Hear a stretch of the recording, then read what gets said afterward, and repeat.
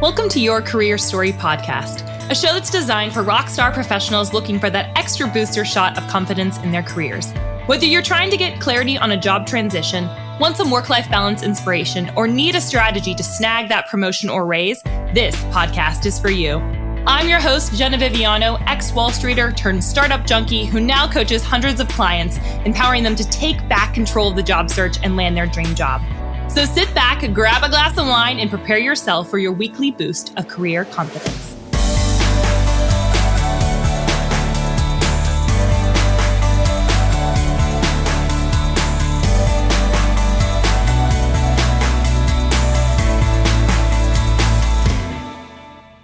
Hello, friends, and welcome to the Your Career Story podcast. We are in the Enneagram bonus bingeable edition, and we are talking today about the Type 4. So just as a reminder, the Enneagram is a tool for you. It's to use for self-awareness, and then if you are going to be relating it for other people, that it's supposed to be used for compassion and for understanding. It is not designed to fix people, though it can be something that you might want to do.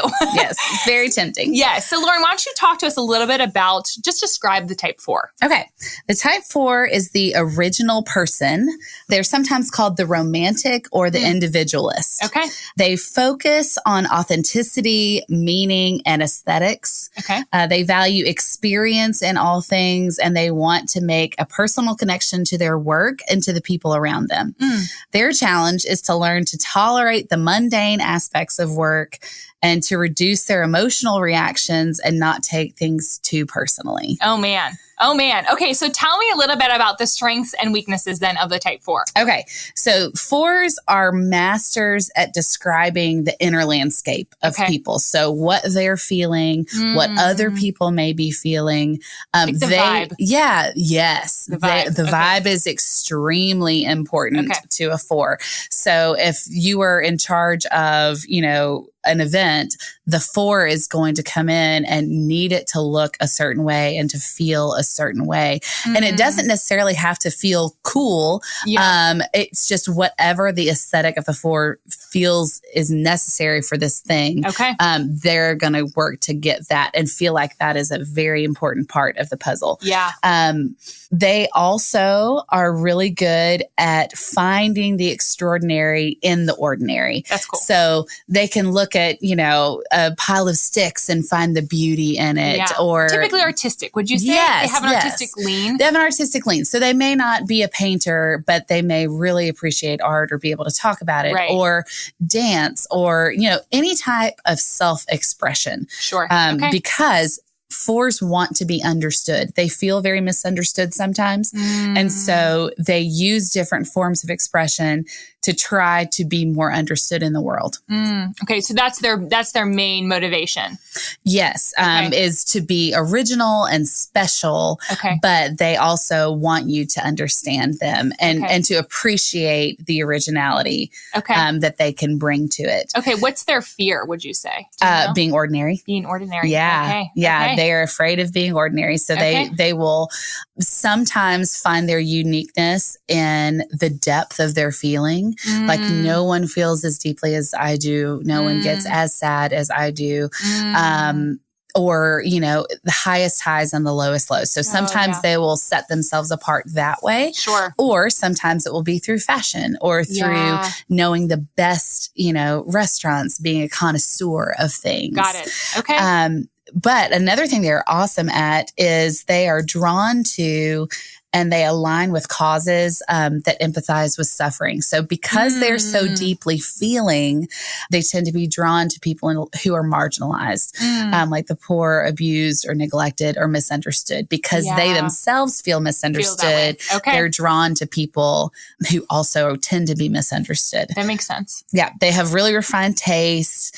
And they are able to create those special environments. So if you need a good, a specific vibe for an event or a workplace, a 4 is going to be able to... That matters to them. Where they work matters, the environment of that. Absolutely. So if it's a sea of cubicles, the 4s will stick out. Well, or they'll make their little space their own. So you can go, oh, this one cares about aesthetics. That's funny. So even if they're stuck at a spot where they can't really have full expression of who they are. They're going to do what they can in the space that they're in. Yeah. Okay, cool.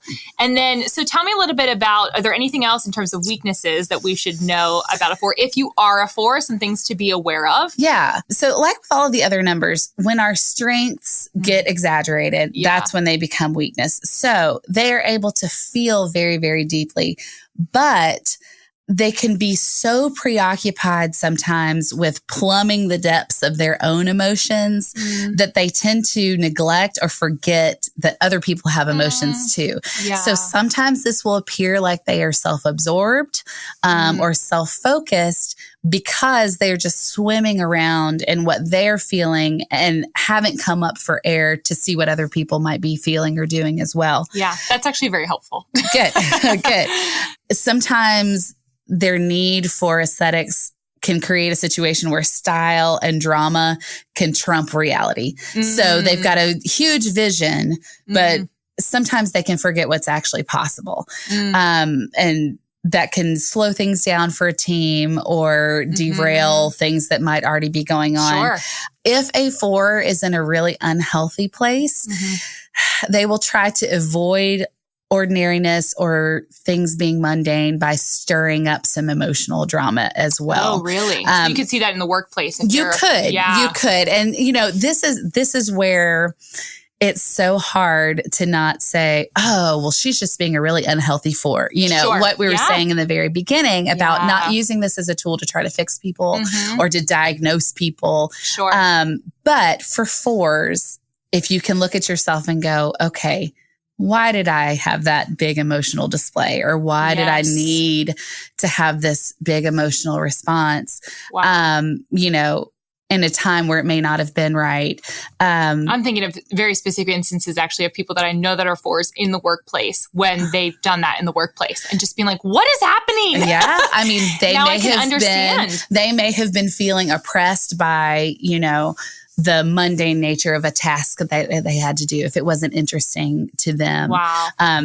Jobs are difficult for 4s if they involve a lot of just kind of repetition of doing things over and over again that aren't interesting to them. Yeah. They'll have to watch for creating drama when it's not really necessary. Wow. Okay.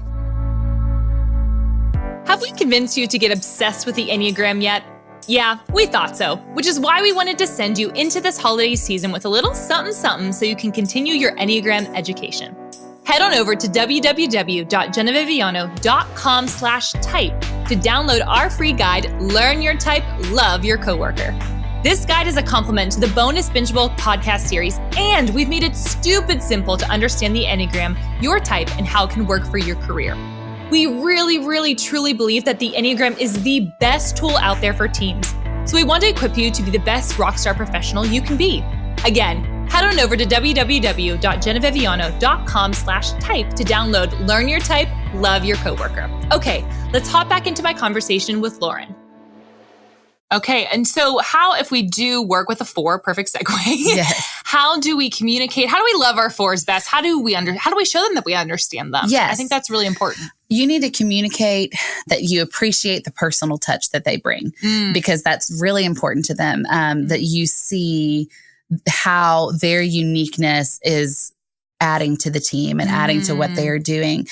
Even if their feelings seem overwhelming to you, try not to minimize them by telling them to lighten up or look at the bright side. Yeah, it's not going to be helpful. They don't want to. Yes. That's where they want to be. They enjoy some melancholy, and that's okay. And so instead of just saying, hey, cheer up, invite them to broaden their focus. Instead of just telling them to calm down. So to kind of zoom out, like we've talked about with other numbers, like the 1 needs to zoom out to see the things that are good. You can invite the 4 to zoom out and think about more practical things and less emotional things to bring other things in instead of just squashing the emotions down. Yeah. You've got to be authentic. 4s can spot somebody faking it from a mile away. Interesting. Yeah, they can tell when you're not being real with them. And because they seek to be so authentic themselves, then they won't respect you if they don't feel like you are being authentic with them. And so they don't want you to hide your emotion. Since they have such emotional responses, they expect you to respond with emotion as well. And sometimes they'll even give you an emotional response as a test to see how you will respond. Oh, wow. Yeah. So you don't want to try to fix their sadness, just be in it with them. And a lot of times they feel like they're too much. And so if you can let them know that their emotions aren't going to scare you away. Right. You aren't going to run for the hills. Right. Yes. Because or you're going to fire them or whatever. Yeah. And one of the 4's greatest fear is being abandoned. And so if you can be clear that, especially if you're having to get some negative feedback, to say, I'm here. I appreciate you. Yeah. I see this in you. Right. But let's zoom out, broaden our scope. There's some other things we need to bring in here, like moving to action. What does that look like? Yeah. When you say that, broaden scope, what does that mean? So like if a 4 is really bogged down in their emotions, they can get stuck in wanting to think about and process and plan and mull over something, and they won't move to the next step to get things going. Yep. So if you're supervising a 4 and you say, okay, they're stuck in kind of their little swirling mode where they can't seem to take the next step. That's when you can step in and say, hey, all right, I see what you're going for. Sure. I see your vision. I love your vision. Let's actually look at the practical things. What are some steps that we can actually take to move forward on this? Yeah. Or how do we need to revise the vision so that you can still be happy with it, but it can actually happen? Yeah. Do you feel like 3s and 4s butt heads a lot because of that? They're so action oriented. And do you feel like that's true? I think not to make a blanket statement. No, right. I think if you've got 2 people that are not self-aware, then it can be very difficult. And yes, 3s and 4s are seeing things very differently. Yeah, because I can think about that. I'm like, what? I know. I'm sorry, what? and I think sometimes the need to think about emotion for 4s can be off-putting for 3s. It's like, well, let's just get over that and get to work. Yeah. And so it's actually good if both 3s and 4s can see the lens of the other. Yes. And they both are wings to each other. And if you know about the Enneagram, you know about wings. And those are kind of places where we can grow. Sure. So they're each other's growth point. Interesting. So 4s need some of the action that 3s bring. 3s need some of the emotion that the 4s bring. So yes, if they're not in a very self-aware space, that's going to be an issue. Okay. But if both parties are looking to how they can better themselves and understand others better and see that there's more perspectives than just theirs, then it can actually be a good team. Yeah. Okay, cool. Is there anything else that we need to know about how to communicate with a type 4? Otherwise, let's go on and talk about some of the things that are growth points for a 4. Yeah, let's talk about growth points. Okay. So for 4s, take your emotions and take the intensity and let that move you towards the action. So if you are passionate about whatever project you're working on, let that passion spur you on to doing. Because 4s can get stuck swimming in the pool of the emotion or the ideal dream of what the vision could be for the project. Yeah. So the passion needs to take you to movement. Sure. Also, just like we talked about with 1s, gratitude is a great practice for all of us. Right. But particularly for 4s, they always see kind of what's missing in the picture. So 1s see what needs to be fixed. 4s feel like there's a piece missing and they've got this longing for something to complete that piece. Yes, Yeah. So if they're looking at their world and saying, I'm missing something, that is part of what they are trying to create when they are looking at all of the things, how they can be unique. They're looking for that piece that's going to complete them. Yeah. So instead of focusing on what's missing, naming the things that they are grateful for and the things that they have is a good practice for 4s. I love that. Also, as you communicate, 4s need to realize that your tendency is to be tuned into your own feelings and thoughts, which can be perceived as being too self-focused.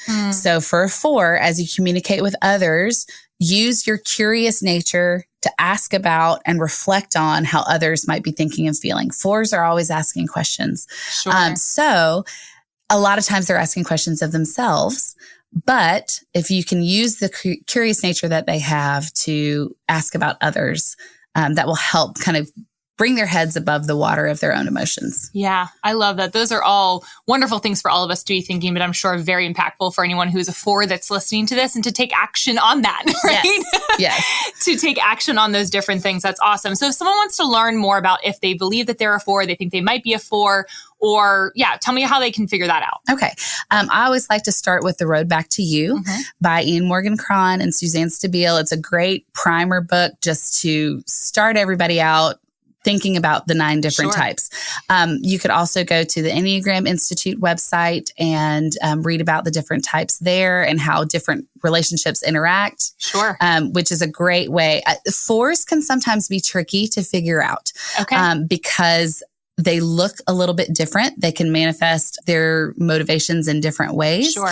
And so I would say, especially for a 4, a test is probably not the way to go. So reading about the different types is helpful. The best way is to be taught by a teacher who has been doing this. And that's what I do. So I could come in and work with your team or do some individual coaching to help work through things. So, where can they find you to do that? On my website is the best way to contact me at laurenelkinsgray.com. Awesome. We're going to have all that information in the show notes for you guys. She is an amazing teacher. And I think I agree with you. That's very specifically, especially if you think that you might be a 4, or I think the one-on-one coaching I think is really beneficial because you're right. I've heard a lot of people be like, I'm not any of them. And you're like, you're probably a 4. Yeah.